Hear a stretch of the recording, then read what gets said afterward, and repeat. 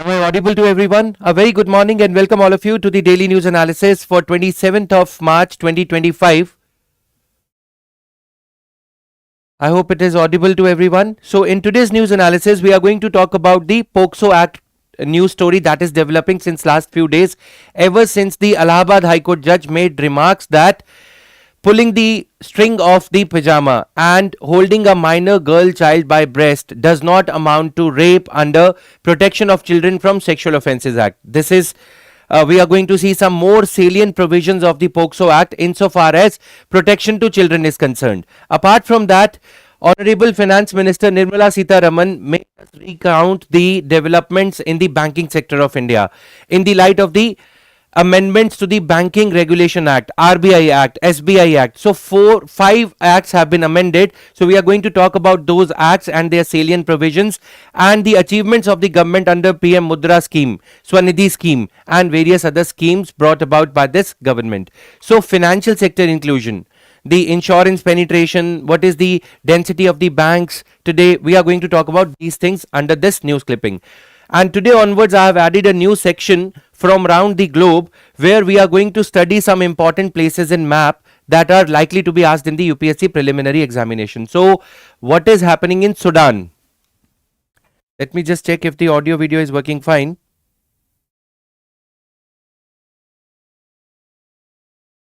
And today onwards I have yes, it's working fine. So what is happening in Sudan? A civil war is going on, you can say, since 2023. 15th of April 2023, the fallout between the Sudan's army, official army, and rapid security forces. So rapid security forces, paramilitary group of the Sudan's security structure, is fighting with the Sudan's army. And both the leaders are ambitious. The leader of the Sudan's army and RSF, they are ambitious about becoming the president. Since Sudan is known for the notorious history of being ruled by the military leaders. Before that, before these two leaders, it was Bashar, the leader who ruled the country from 1989 till 2019. He got the control over the power through a military coup, right, toppling the civilian government. So ever since then, this country has been ruled by a dictator. Now, there was a hope in 2019 when his regime was overthrown that there will be a civilian democratically elected government. Now, these two leaders are fighting amongst each other to gain the control over the power of Sudan. I ask you a question before I tell you the details. Sudan and South Sudan got partitioned in which year?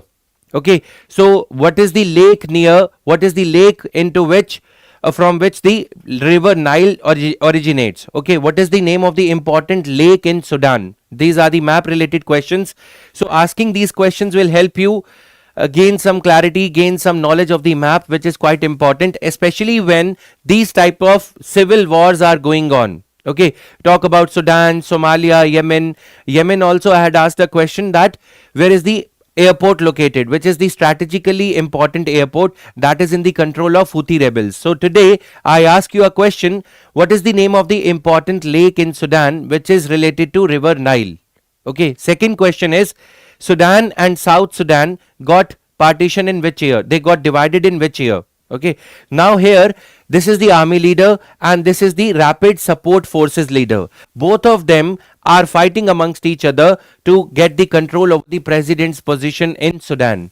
Now the achievement here is that Sudanese army, the power struggle that is going on, Sudanese armed force has been able to gain control of the Sudan's capital Khartoum. This war is going on since April 2023 and has led to displacement of around 25 million people, food crisis according to the United Nations reports. So Sudan is in the news for last 2 years. Question is likely, UPSC asked the question in this manner, which group is predominantly known for its activities in which country? Okay, so rapid security forces, you can memorize this name. The rapid support forces are fighting with the Sudanese armed forces to gain control over the Sudan as a country. So this is a brief information from the map, guys. This will help you gain some clarity gradually. We will cover Africa, we will cover Southeast Asia, wherever our Prime Minister, President is visiting, or any foreign dignitary is visiting. So this is just a small news. Internally displaced persons, 12.5 million people have been affected very, very badly in terms of food crisis, in terms of displacements, etc., as per United Nations reports. Now moving further to the other news article, non-performing assets of the banks at an all-time low. This is what the finance minister says. But opposition says that you are saying that the non-performing assets are just 2.5% of the assets of the public sector banks. But this 2.5% translates to 10 lakh crore rupees. And they have been written off. They have not been repaid by the borrowers, delinquent borrowers. They have been written off. That means if this is the balance sheet of the bank, this is the balance sheet of, let's say, SBI, okay, and these are the assets and these are the liabilities, okay. So if Vijay Mallya had borrowed a loan of 9,000 crore rupees, this loan, or Anil Ambani had borrowed a loan of 12,000 crore rupees, this loan has been written off the balance sheet, This has not been repaid. I'm using green color to signify the loan having been repaid. Loan is not repaid by these borrowers. Okay, so off the balance sheet, it has been taken off the balance sheet. That means it has been written off. These loans have not been repaid. Despite India having insolvency and bankruptcy code, despite we having enacted Fugitive Economic Offenders Act, okay, things are not as rosy as are being presented, is what is the concern of opposition in the parliament. Even though minister says that 2.5% is the total amount of NPA loans, non-performing asset loans. What are non-performing loans, sir? Non-performing loans are the loans on which no EMI has been paid for more than 90 days. Okay. No payment has been received, no EMI for more than 90 days. Technically, these loans are classified as non-performing assets. Loans lent by the bank are assets for the bank. Money of the depositors is liability of the bank. So this is a small concept. We have taken care of the concept. Now we are talking about the analysis part. Okay, what has India done to ensure that the big ticket loans are recovered? Nirav Modi, Mehul Choksi, these people have fled to other countries, London, etc. Okay, so we have not been able to bring them back. Then insolvency and bankruptcy code was thought out to be one of the measures which will lead to the assets of the delinquent people, assets of the people who are not paying loans, they will be sold off and money will be recovered. That is also not taking off. Okay, so this begs a question around IBC for mains examination. And for prelims, we are going to see the other details. Now, what else did the finance minister say while the discussion on banking amendment laws? What all acts are being amended? This is important. Let me tell you, in December 2024, this bill was passed by Lok Sabha. Okay, Banking Amendment Acts. So, which all acts are being amended? These are the acts. Reserve Bank of India Act 1934. This empowers RBI to regulate the banks. Okay. The Schedule 2 banks, we have been talking about the banks which are registered under RBI Act. Then Banking Companies Regulation Act 1949, State Bank of India Act 1955, Banking Companies Acquisition and Transfer of Undertakings Act 1970. So when the banks were nationalized by Indira Gandhi government, this was the act that was passed. And this act is used even today also when some Yes Bank or some other bank fails, or some impropriety, some assets delinquency is found in the IndusInd Bank or any other bank of India, be it a private sector bank or a public sector bank. Okay, so this act is also being amended. Then Banking Companies Acquisition and Transfer of Undertakings Act 1980. 5 acts being amended. These are important through a single amendment bill. That is Banking Laws Amendment Bill that is being passed in the Rajya Sabha, discussed in the Rajya Sabha. Now it has already been passed by the Lok Sabha. So what are the salient provisions? Prohibition on common directors. So if there is a common director in more than one banks, okay, if this director is corrupt, what is going to happen?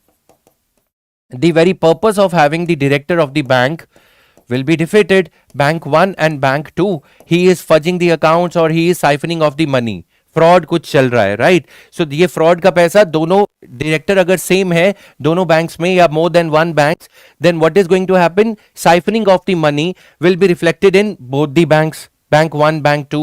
So that is why there was a prohibition, already there was a prohibition on same person being appointed as the director of more than one banks.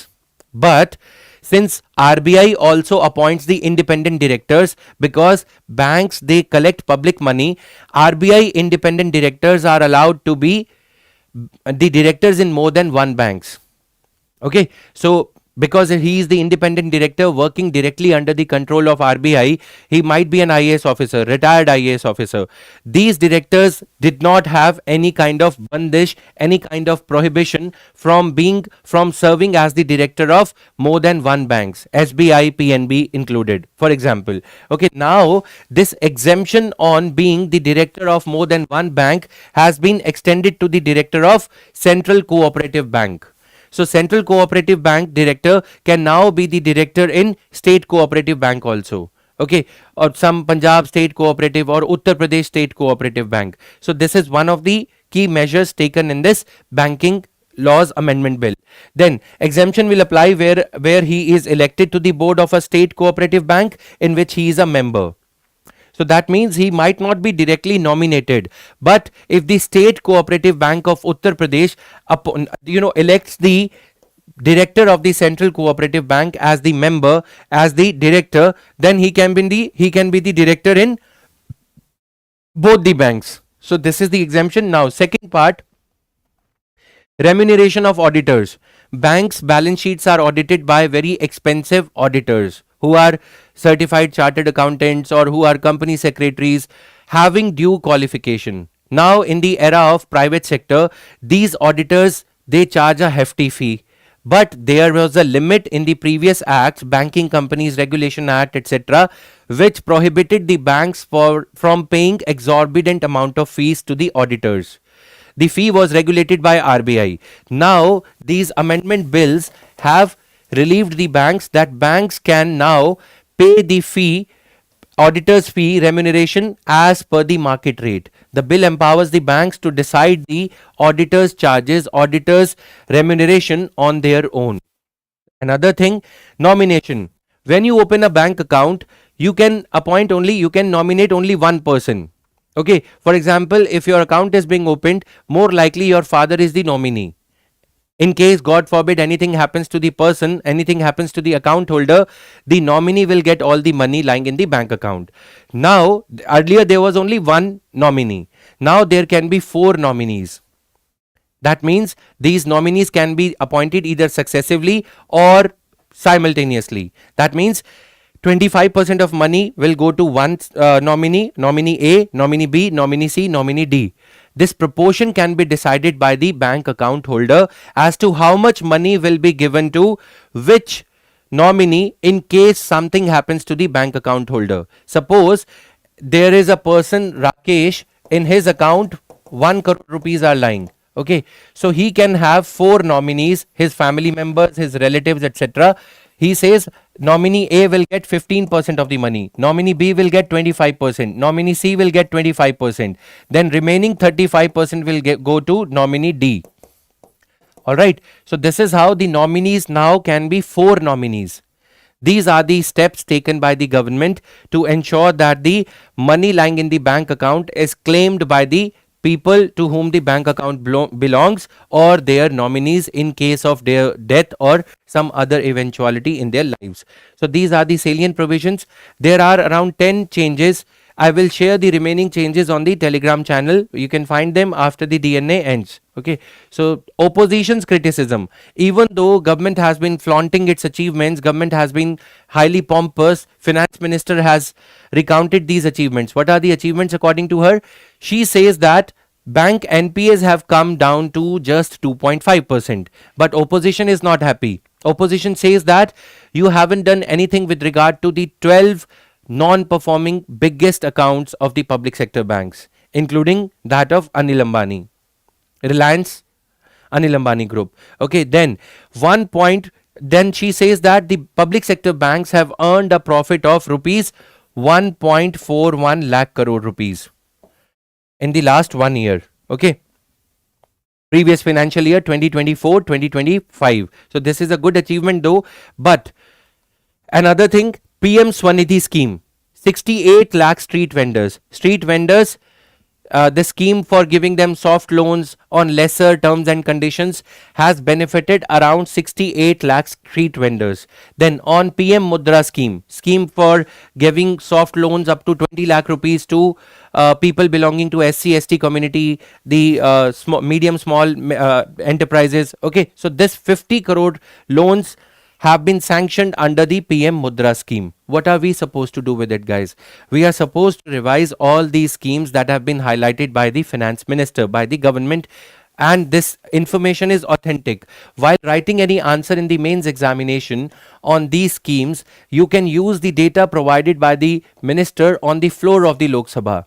Okay, this is not any random report or report by any civil society organization. This is the report, this is the data cited by the finance minister on the floor of the Lok Sabha and can be considered to be the most authentic version of the government's data. So you can cite this data as the achievement while writing any answer on the mains examination, under the mains examination on these topics. On financial inclusion, about 98% of 6,01,328 villages have a public sector bank branch or ATM or any functional post office where you can open post office savings bank account. Okay, so these are the achievements. So the bank scheme where the poor people can open the banks for their financial inclusion, this was launched in 2014. This is a good achievement that now out of the 7 lakh odd villages that India has, 6 lakh villages have some or the other functional means of including themselves financially. Okay, Pradhan Mantri Jan Dhan Yojana we are talking about. In 10 years, 3 lakh posts in public sector banks have been filled. So public sector banks are generating employment also. That angle can also be seen to it.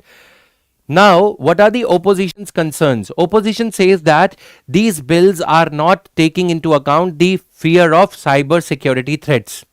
Nothing has been done in the age of AI where the cyber security related banking frauds are happening, even though some salient amendments have been brought about. But the bills haven't done anything. The amendment bill has not done anything insofar as cyber security related banking frauds are concerned. This is the major contention of the opposition with regard to this. The bill overlooks the crucial challenges facing rural and cooperative banks.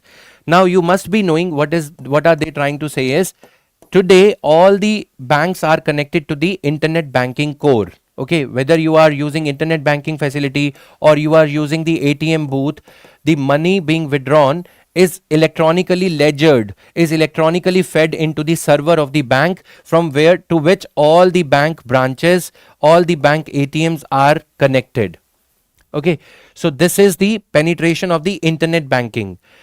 All the Schedule 2 commercial banks, SBI, PNB, HDFC, they are mandated to be connected to the core, internet banking core. But the same is not applicable to the cooperative banks. Cooperative banks are ridden with frauds. They are being managed politically by the MLAs who could not be made ministers. So they are highlighting to this thing that the crucial challenges facing the rural and cooperative banks insofar as their connectivity to the respective core. They haven't given the internet banking facility, and that is why we often see in the news, guys, that one or the other cooperative sector bank is failing, sometimes in Maharashtra, Pune, Punjab, UP. And during the demonetization also, the demonetization exercise was rendered ineffective to a certain extent because of the reason that these banks are not updating the details of the money lying with them in the currency notes of 1000, 2000 or 500 on a real time basis. So the account of cash is not proper in the cooperative sector banks. They are still using the old method of the off copy, the hard copy registers. That is why the frauds are happening. Now, this was an opportunity when the banking amendment bill was being introduced, it was being passed. Government could have done something to have stringent controls on the cooperative sector banks also, but this seems to be a missed out opportunity here. Now, moving further, the opposition drew attention to the growing risks posed by emerging technologies, particularly artificial intelligence in the banking. Okay, government has taken certain steps, like there will be a separate domain name for the banks so that people are not carried away by the similar looking the domain name. For example, sbi.co.in. Okay, then PNB has got pnb.com. So people are confused whether pnb.com is authentic or sbi.co.in is authentic. That is why recently the Financial Services Secretary had come up with the proposal that all the banks will have a dedicated domain name, so that people are not carried away by the phishing, by the similar looking website names, and they might not feed in their user ID credentials, etc., and their money is siphoned off. So those kind of things are being done, but nothing substantial has been done through the medium of this amendment bill. They warned about the systemic vulnerabilities arising from over dependence on small number of technology providers. So what is this saying? This is saying that the encryption that you see, the VeriSign encryption or the Visa encryption or the 3-bit encryption that is being used by SBI, PNB, HDFC, these companies are dependent on a small number of technology providers.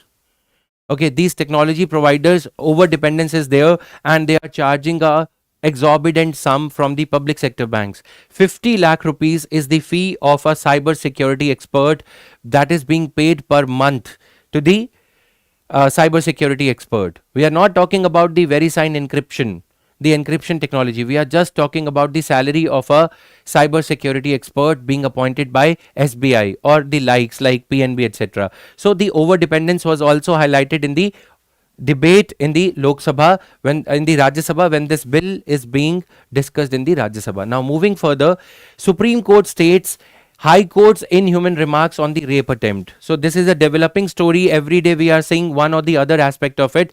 High Court, Allahabad High Court judge says that dragging a 11-year-old minor by holding her breast and then pulling the string of her pajama and removing the pajama does not tantamount to sexual violence under Protection of Children from Sexual Offences Act of 2012 that was passed by the Parliament. Supreme Court yesterday we saw took the suo motu cognizance of this matter, and Supreme Court said that this is inhuman now. Supreme Court is saying that this is inhuman remark on the rape victim, that this was not an intentional issue. Okay, this does not tantamount to rape. So now what is happening is we are going to cover one by one. We are covering the salient provisions of POCSO Act. Yesterday I told you that certain states like Haryana, Madhya Pradesh, Rajasthan, where the incidents of violence against children are quite high, these states have enhanced the punishment for any perpetrator of the crime against child who perpetrates the crime against the child aged between 0 to 12 years. Okay, so if the otherwise the POCSO Act passed by the Union Parliament covers the children between 0 to 18 years, both male children and female children. But certain states, considering the gravity of the situation, they enhanced the punishment to death penalty for anybody meting out such crime against the children between 0 to 12 years. Alright, so that is why some states have taken such steps. Gender neutrality we had discussed yesterday. Now we are going to study certain other provisions of this act in the light of the Supreme Court taking the matter into cognizance. A gender neutral law, we had studied this yesterday. Not reporting abuse is an offence. Any person except children in charge of an institution, for example, there is a crèche facility, if there is a school facility, okay, the school does not report the incident of sexual violence by a teacher, that will be an offence on the part of the school administration, principal included. No time limit for reporting abuse. A victim can report an offence at any time, even a number of years after the abuse has been committed. Okay, so ordinarily the law says that any incident, any crime that has happened should have been informed within 3 days. If any case is to be filed, it should be, if any report is to the police is required, it should be done within a maximum period of 3 years from the date of happening of the incident. But in case of affirmative laws, protection oriented laws like sexual harassment, like your this POCSO act, the time limit is not there. At any time in the life of the victim can report such an abuse. So this is a beautiful provision. Maintaining confidentiality of the victim's identity. Whenever some court proceedings are going on, we never get to hear the name of the victim, so as to save her or him from the embarrassment in the society. So these are the salient provisions that we have covered today. If the news article appears again and there are some salient provisions to be covered, we will be covering some salient provisions and will not be going by just the facts of the Supreme Court's thing. Okay, hyperbole, the reiteration of the same thing, I will try to avoid. We will cover something new every day. Now, I ask you a very easy question. POCSO Act is administered by which of the ministries? Ministry of Human Resources Development, Ministry of Social Justice and Empowerment, or Ministry of Women and Child Development? Okay, so please answer this question. Now, moving further, Parliamentary Accounts Committee on Finance seeks a comprehensive review of GST framework. What does it mean? It means that a kind of GST 2.0 needs to be brought about in the light of delay in refunds, in the light of complicated procedure of filing many multiple GST returns, GST R3B, GST R2B. Likewise, 3 returns are to be filed for micro, small and medium enterprises, which makes the task highly cumbersome. That is why the Parliamentary Accounts Committee, even as the budget is being discussed, has highlighted certain problems with the operation of GST. They say that the portal, the GST portal interface should be made user friendly, and refunds of the GST tax being paid should be made in a time bound manner and should not be delayed as per the convenience of the government. So, Parliamentary Accounts Committee, which holds the government to account on these matters, has made certain interesting recommendations. So, these are the recommendations we are going to talk about, and then we'll see some questions also. Have incorporated many questions today. Okay, the Parliamentary Accounts Committee urges the government to have a comprehensive review to eliminate unnecessary procedures in the operationalization of GST. What are the unnecessary functioning? Streamlining the return filing process by consolidating forms. Why do you have to make the user, the GST payer, fill 3 forms? Okay, make it easy. Then tiered compliance, implementing a tiered compliance approach. That means anybody having a turnover or sale of up to 5 crore rupees or up to 2.5 crore rupees or up to 1 crore rupees should be accordingly put lesser burden. Okay, they should be having lesser. So if somebody is paying just 1 crore rupees getting 1 crore rupees as the sale, they should be required to fill up only 1 form or 1 return per month.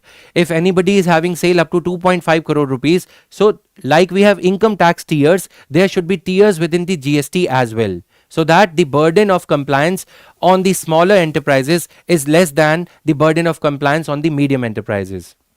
And medium enterprises should have lesser burden than the enterprises which are having huge return up to, let's say, 10 crore rupees per month, 500 crore rupees per annum. So this kind of a tiered approach needs to be followed. Improved GST portal, enhancing the user friendliness of the GST portal. That means the website of GST should look user friendly. The options that are highly used should be made visible on the very first page itself, rather than having multiple drop downs. Okay, like you see PW application or website, you are able to find the course which is relevant to you with a very much ease. Similarly, GST portal should also have the ease of usage. Then GST 2.0, developing a revamped GST 2.0 through stakeholder consultations. Who are the stakeholders? The government itself, the taxpayers, the chartered accountants, the income tax or GST consultants, all of them, the industry should be consulted, and we should come up with the GST 2.0 on the basis of the experienced gained in the implementation of GST from 1st of July 2017, the date of implementation of GST. Now I ask you a certain questions here. a set of certain questions. Which is the highest authority for appeals under GST in the country? What is the highest authority? So, Supreme Court, Ministry of Finance, State High Court, Central Board of Excise and Customs, or GST Council? Please answer these questions for your better preparation. Now, another thing, which of the following products are outside the purview of GST? Okay, alcohol for human consumption, electricity, medicine, petroleum products. Which of these products are outside the ambit of GST? Now, I ask you a question. What is happening to GST compensation fund? Okay, GST compensation fund was supposed to be there for initial period of 5 years. Now the 5 years period is over. What is going to be the fate of, what has been the fate of GST compensation fund? Has it been extended or not? These are the questions that you should be knowing. Now, addressing the taxpayer challenge, highlighting the harsh penalties for compliance failures, for otherwise unintentional errors. If I am a taxpayer under GST, because of my lack of knowledge, I end up committing unintentional errors. So should I be penalized with a hefty penalty of, let's say, 10,000 rupees per day or 50,000 rupees per day? No. Taxpayers, whatever unreasonable challenges they are facing, government, Ministry of Finance, the GST Council needs to remove them. Okay. Now, Aadhaar authentication issue. Expressing concerns that issues with biometric Aadhaar based authentication, sometimes the OTP is delayed. Sometimes the OTP and Aadhaar linkage, the GST linkage is not possible. So these things need to be addressed by the ministry. Then revenue projection accuracy. On this point of revenue projection accuracy, the opposition made certain points that the GST, proportion of GST in the total taxes has come down from around 38.7% to 38.9% to 36.7%. Okay, so that means roughly the GST collected in 2018 was, the proportion of GST was around 39%. Okay, in the total taxes collected. In 2021, it has come down to 37%. So always we see a question that in order for a taxation system to be progressive in nature, the revenue collected from the tax revenue collected from the indirect taxes like GST should be higher than the taxes collected from the taxes like income tax. Okay, indirect taxes, if they are collected more, okay, if the revenue collected from the taxes is more from indirect taxes, then it is putting more burden on the poor people. Direct tax collection has to be more than the indirect tax collection in order for the taxation system of a country to be called progressive in nature. GST does not discriminate between rich and poor. For me also, the GST on Colgate is 5% or 12%. For a rich person like Ambani also, the GST on Colgate or Tata Salt is the same. So that is why the direct taxes collection should be more than the indirect taxes collection. But as per the data provided by the ministry, data highlighted by the Parliamentary Accounts Committee in this discussion says that the indirect tax collection through GST has come down from 39% to 37%. So this is a problem, that we are collecting more tax revenue through the indirect tax. Now, moving further, transparent refund system. Refund delays should be tackled by the government. So there shouldn't be too much of delay in refunding the amount, because MSMEs, the industries, the corporates, they borrow money in order to manage their working capital. And if this money is not refunded on time, it increases their cost of doing business, because they will have to borrow further amount of money, more amount of money through overdraft limit, through bank loan, in order to meet their day-to-day expenses. So that is why government should refund the money of the GST taxpayers in a time-bound manner. These things have been highlighted by the Parliamentary Accounts Committee, which is suggesting that GST should be revamped in a manner that it leads to better interface with the GST users, GST payers. MSME specific framework has to be there. So all these recommendations have been made. Now coming to United States Commission on International Religious Freedom. It has indicted India, it has indicted Modi government specifically, saying that there is a state of religious intolerance in the country. minorities are being targeted, their houses are being demolished. Okay, so Ministry of External Affairs, replying to United States Commission on International Religious Freedom, it has said that rather this body, our Ministry of External Affairs representative says that rather this body should be delisted, or this body should be it's so labeled in India that their report should not be bothered, taken at the botheration value at all. Okay, we should not be bothered by their thing. So 2025 United States Commission on International Religious Freedom annual report recommends to the US government that India be designated as a country of particular concern insofar as religious freedom in the country is concerned. Then accuses the Indian government of misusing laws like Unlawful Activities Prevention Act, then Foreign Contribution Regulation Act, then Citizenship Amendment Act to suppress religious minorities and civil society. So Foreign Contribution Regulation Act, the report says that Ministry of Home Affairs administers the Foreign Contribution Regulation Act, and Ministry of Home Affairs has been blacklisting or blocking the accounts of Muslim oriented NGOs which are collecting funds from the foreign sources for the welfare of Muslims, Hajj pilgrimage subsidy, etc. So this United States Commission on International Religious Freedom report is indicting Indian government's approach towards the minority religions in our country. But our Ministry of External Affairs says that such efforts to undermine India's standing, India's credibility as a country with Sarv Dharma Sambhav. Okay, we have a huge credibility.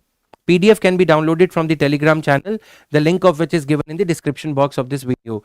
Surya Fatima. Okay, so such efforts to undermine India's standing as a beacon of democracy and tolerance will not succeed. In fact, it is this USCIRF that should be designated as an entity of concern. So Indian government is replying that rather this body is an entity of concern. You see, after the arrival of Donald Trump, the hatred amongst blacks and whites has increased in the US, and they are giving moral lessons to us. United Nations Commission on International Religious Freedom, ये हमें पाठ पढ़ा रहे हैं. They are teaching lessons to us that in our country India, under the Modi regime, the religious intolerance towards minorities has increased. But look at one should reflect inside. US needs to reflect inside. तुम अपना घर तो देखो पहले, है ना, बाद में हमें lesson देना. Now Muslims, now it accuses the Prime Minister Modi of hateful rhetoric and disinformation against Muslims and other religious minorities. So they are criticizing India. Now they even go on to the extent of applying the Transnational Repression Act on India. US has got an act, Transnational Repression Act. So India is repressing the Muslim community, Punjabi community insofar as Khalistani protests are concerned, and talking about other religions, Citizenship Amendment Act, National Register of Citizens to identify illegal immigrants, especially the Muslims, right? So they are, okay, so these things are there. Now,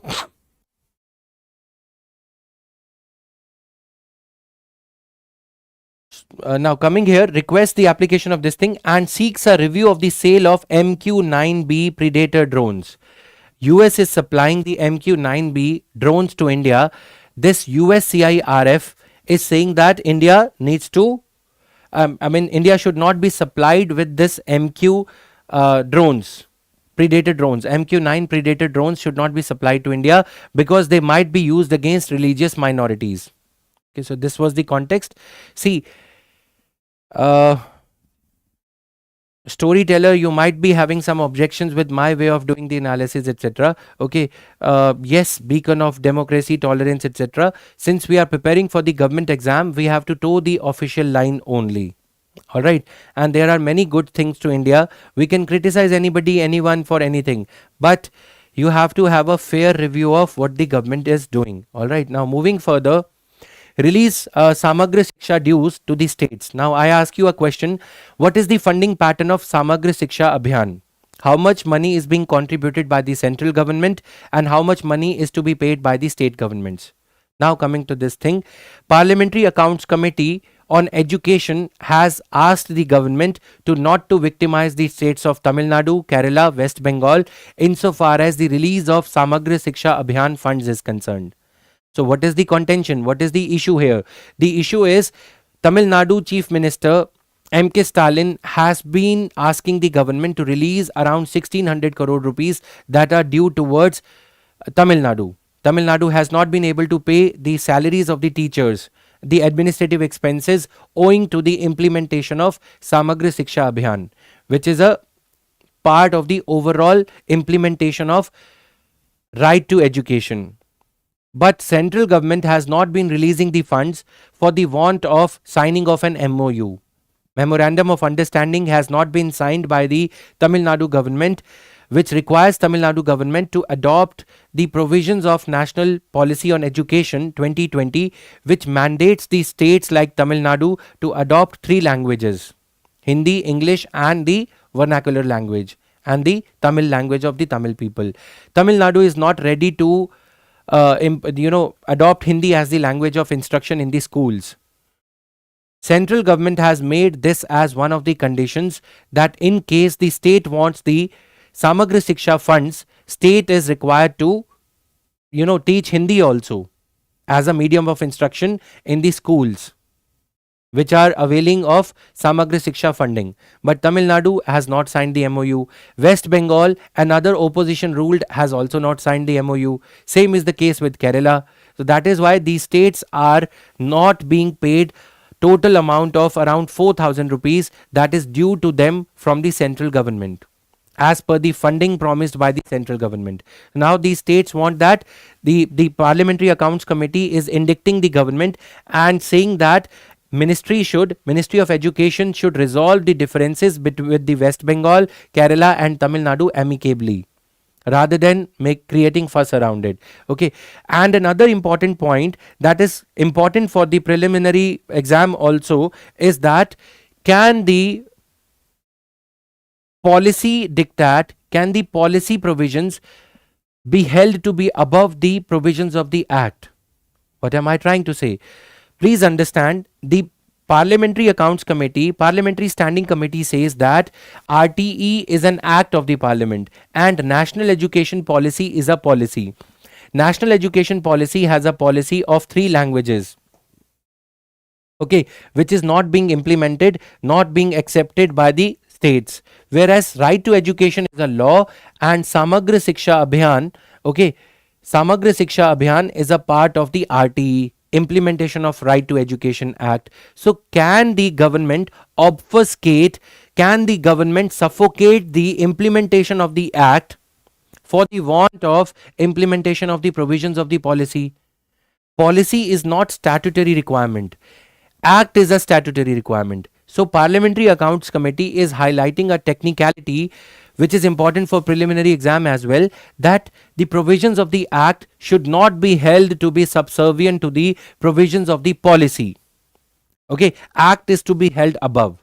Now Samagra Shiksha Abhiyan is a part of implementation of right to education machinery.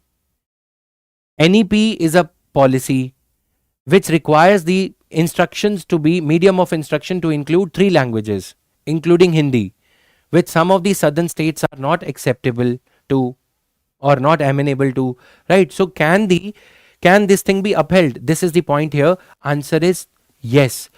Act should be held to be above the policy provisions, but central government is denying the fund. So this technical thing can be asked in the preliminary examination and it is important for your notes also. The other point is the committee emphasizes that Samagra Shiksha Abhiyan predates PM Shri. PM Shri was brought about. PM Shri requires 3 languages, formula, etc. Okay, so how can you curtail the funding under Samagra Shiksha Abhiyan, which predates, which was brought about much earlier than the PM Shri scheme, which is the bone of contention here. Alright, now moving further to the other things. Tamil Nadu was allocated 3586 crore rupees financial year and the center was meant to contribute around 2152 crore rupees. So I asked you a question, what is the funding ratio? How the scheme Samagra Shiksha Abhiyan is being funded by the center and the states. Alright, so this is the question you have to answer. Now, what is the objection to PM Shri scheme? Tamil Nadu had refused to implement the PM Shri scheme as it is opposed to the national education policy mandate that insists on 3 language formula to be adopted in the implementation of PM Shri scheme. So you should be thorough with it. Okay. Now PM Shri scheme details are here. After downloading the PDF, you can read the provisions so that we unnecessarily are not required to prolong the DNA. Some factual things: you are English medium students. We at PW only IS English are taking care of the English medium students also, but some things that are very easy to understand. My objective here would be to analyze things, to highlight those points which are important for prelims, but factual details I leave it to you guys. Okay, so this will be the method of doing the DNA. DRDO test fires the vertically launched surface to air missile. The Defense Research and Development Organization has launched vertically launched short range surface to air missile that can be launched from the naval ships also. Okay, so it has got multiple capabilities. Let's talk about it in detail. So here, developed by DRDO, tested jointly by Indian Navy and DRDO from a land-based vertical launcher. Even though this testing was land-based, but it can engage various airborne threats like aircraft, helicopter, drones, and incoming missiles up to a short range only. Okay, then it has advanced guidance and targeting technology for high accuracy. So radars, etc., that are there, they are very accurate in terms of targeting the target. Guidance system, it uses an inertial guidance system, fiber optic gyroscope based technology during its flights, and switches to active radar homing for final targeting. Even if the target is wavering, target is evading, then also using this gyroscopic based technology, it can hit the target. Okay, so inertial guidance system technology it uses. Done. That is adaptive in nature, that can adapt according to the trajectory of the target enemy missile. Specifications: weight and propellant up to 170 kg and uses solid propellant. So it is weighing up to 170 kg. Solid propellant are used as fuel in this. Okay, maximum speed Mach 4.5 and they can be fired up to an altitude of maximum 16 kilometer. That is why short range surface to air missile. Okay, vertically launched. It is not following this kind of a ballistic trajectory. It is going to be launched vertically only. Then its successful testing enhances India's air defense capabilities for naval operations. Done. Then GE Aerospace to deliver jet engines for Tejas light combat aircraft Mark 1A. So GE Aerospace is the company that has started to deliver F404 IN-20 engines to Hindustan Aeronautics Limited for Tejas Mark 1A fighter jet. Factual news again, but these are important for your science and technology part. The initial delivery was 1 engine out of total order of 99. So it is expected that 12 engines will be delivered during the current year 2025. Now, how does it matter? Tejas LCA is a more advanced version of India's domestically produced Tejas light combat aircraft. So made by Hindustan, then it features over 40 improvements compared to Tejas Mark 1. So Tejas Mark 1A is specifically we are talking about. Key technological improvements or enhancements. Number 1, it includes advanced electronic system, primarily active electronically scanned array. These AESA radars like the Israeli ELM. So AESA radars are improvement number 1. Okay. So active electronically scanned array. So this will scan the skies for any kind of enemy target missile coming towards India, approaching towards Indian skies or to Indian landmass. It can scan them electronically. Okay, then it has an improved digital flight control system. Number 2, improved digital flight control system. Then electronic warfare capabilities and a self-projection jamming pod. So it can jam when the enemy missile comes into its target area, it can jam the signals being received by it, so that the signals, the reception of the signals by the enemy missile, the control, for example, the enemy missile is being controlled by Pakistan. The remote control is in the hands of the Pakistani army. Once it enters the Indian airspace and is within the range of Tejas LCA Mk1A, it can jam the reception of targets by the enemy missiles, thereby blocking its trajectory and can easily target it. So this is the importance of it. Enhanced weaponry. It has 9 weapon attachments points, allowing it to carry various missiles. 9 weapon attachment points compared to the previous one, which had 3 weapon attachment points. All right, so 9 weapon attachment points, which will give a long range, short range, air to air and air to ground type of missiles. So this is there. Now coming to this thing, UPSC previous year question with reference to anti-defection law in India. These are the questions of yesterday. I had asked you certain questions related to Sudan, related to Samagra Shiksha Abhiyan, related to GST, and I expect the answers to those questions. And these are the answers to the yesterday's questions that were asked in the PPT in the PDF yesterday. So consider the following statements. UPSC Prelims 2017 question, NPCI. In the light of UPI 3.0, we had seen this question. So this is all in the news analysis of the day, 27th of March. We'll meet again tomorrow at around the same time, 8 a.m. Stay tuned until then, and PDF will be uploaded on the Telegram channel in 2 minutes from now, along with the promised, salient features of the Banking Amendment Bill. There are around 9 salient amendments that are being brought about to 5 laws dealing with the banking sector regulation. I'll be uploading that information also along with the PDF of the news analysis today. It was a pleasure teaching you. Thank you guys. Bye-bye. Have a good day.